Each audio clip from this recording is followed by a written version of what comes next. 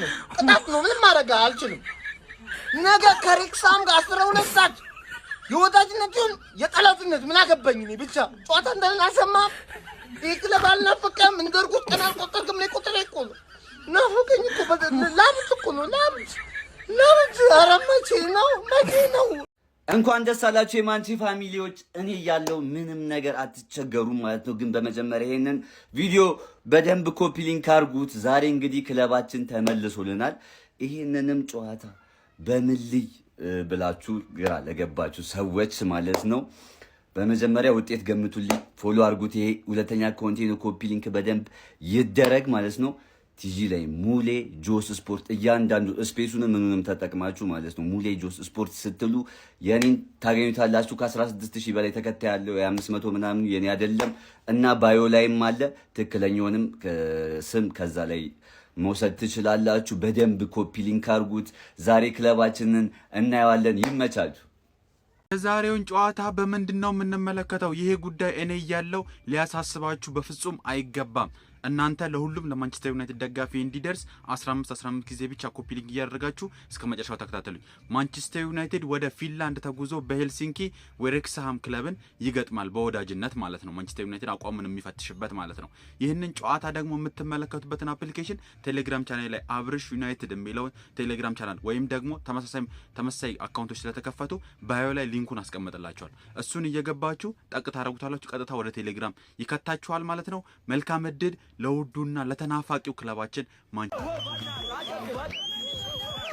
ሳታ ተመልሷል ይላል ሰጣብቀሽ ኖሬ ሰናፈቀሽ ኖሬ እጅግ በጣም ደስ ብሎኛል ስለተገናኘን ዛሬ እንዴት እኮ ደስ እንደሚል ተለያይቶ መገናኘት የጨዋታ ቀን ይላል አባቴ ክለባችን ማንቸስተር ዩናይትድ እንግዲህ ወደ ጨዋታ ተመልሷል በፕሪሲዝን ማለት ነው ዛሬ ፈረንሳይና እንግሊዝ ነው አባቴ ክለቤ ነው ደቅ ብዬ ማየው ምሽት 12 ሰዓት ሲል ጨዋታው የሚጀምርናል እናንተም እየገባችሁ ኮሜንት ላይ ሐሳባችሁን አስቀምጡልኝ የናፈቃችሁ ደግሞ እየገባችሁ ግሎሪ ያላችሁ አስቀምጣላችሁ ሆኖ ማድረግ እንዳይረሳ ወዳችኋለሁ ማንቼ ይቅደም ማንቸስተራውያን ንጉሳውያን የሃያሉ የቀብራራው የታላቁ ቡድን ደጋፊዎች እንዴት ቆይታችኋል ይህ ቀብራራው ቡድን ታላቁ ቡድን ማንቸስተር ዩናይትድ አልናፈቃችሁም ወይ እኔ ማንቸስተር ከምንም ነገር በላይ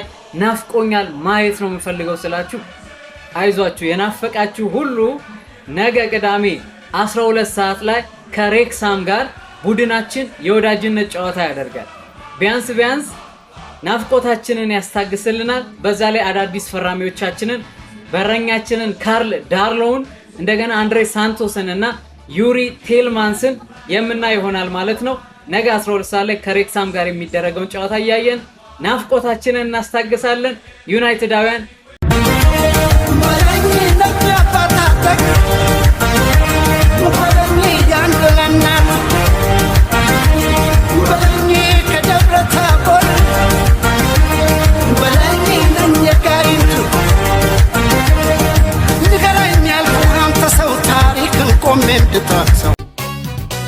እኔ ካንቺ በቀር አልፈልግም ሌላ